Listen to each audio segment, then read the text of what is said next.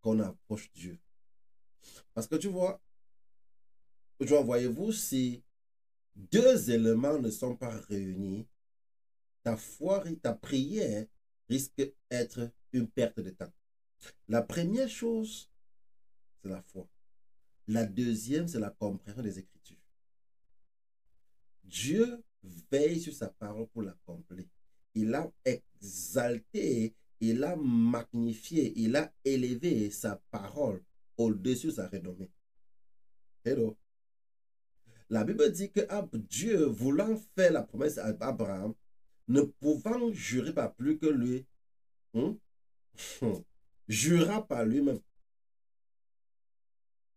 En d'autres termes, Dieu jura de cesser d'être Dieu s'il n'exauçait pas Abraham. La parole de Dieu, Jésus dit quoi? Le ciel et la terre passeront, mais mes paroles ne passeront point. La parole de Dieu est la base. Et la foi n'est pas l'utopie. La foi n'est pas la présomption. La foi est basée sur la parole de Dieu.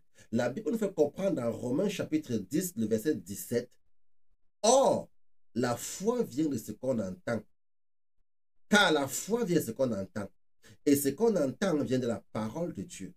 Sans la compréhension de la parole de Dieu, ou sans une foi ferme et sincère basée sur la vérité doctrinale, ta prière serait une perte de temps.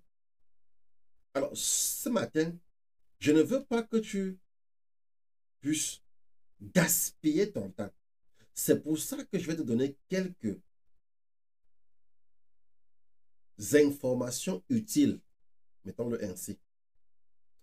On va étudier quelques passages bibliques sur la prière et on va prier ces passages bibliques.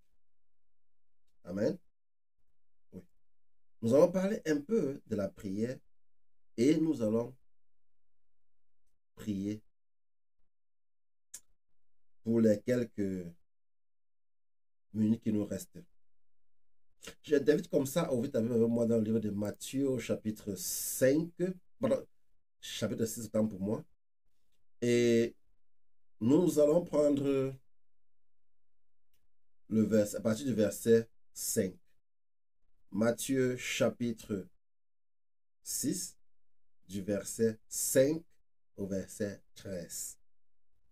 Matthieu, chapitre 6, verset 5 à 13.